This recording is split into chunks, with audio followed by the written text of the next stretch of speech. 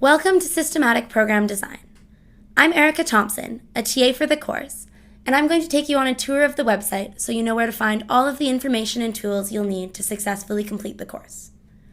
When you click on Systematic Program Design Part 1 from your edX dashboard, you'll be brought to this page, Course Info. Here you will find the current course date and time, as well as any news or updates we may have for you as the course progresses. When you're ready to get started, click here on the Courseware tab. Here you will find all of the modules that are currently available.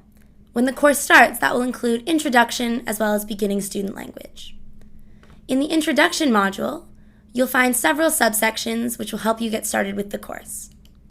Here in the Welcome tab, you'll find a video giving you a basic overview of the course, as well as a discussion where you can introduce yourself, meet your peers, and let us know why you're excited for the course.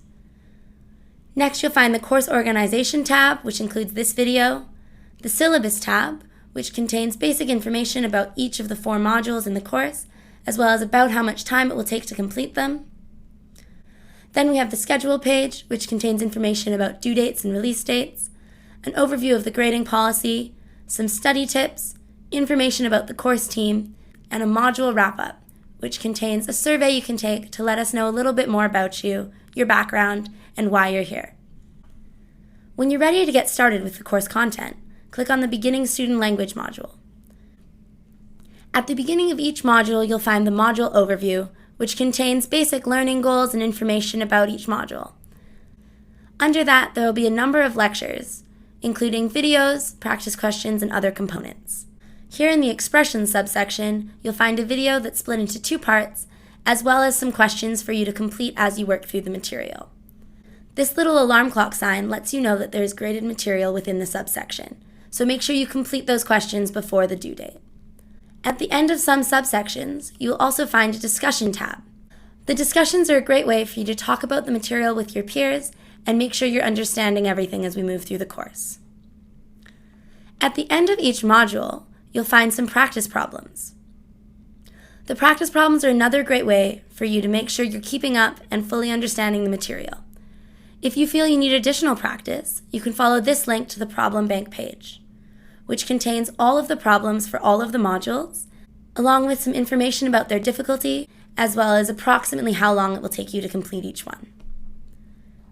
Along with the Problem Bank tab, there are several other reference pages at the top here that you will find useful as you move through the course.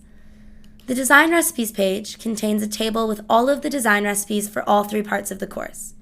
In Part 1, we'll mostly be focusing on these first 2 columns. The Language tab provides a concise reference for the programming language that we will use.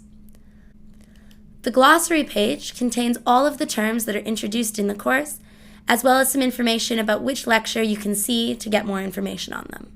The Style Rules page gives you a basic overview of the style rules and naming conventions that we'll use throughout the course. Here on the Discussion tab, you'll find all of the discussions from each module, as well as more general discussions relating to the course as a whole. Finally, you can use the Progress page to track your progress through the course and see which modules you've completed and which you still need to work through. We really hope you enjoy the course. If you have any more questions, please feel free to bring them up in the discussion forums, where your peers and the course staff will be happy to help you.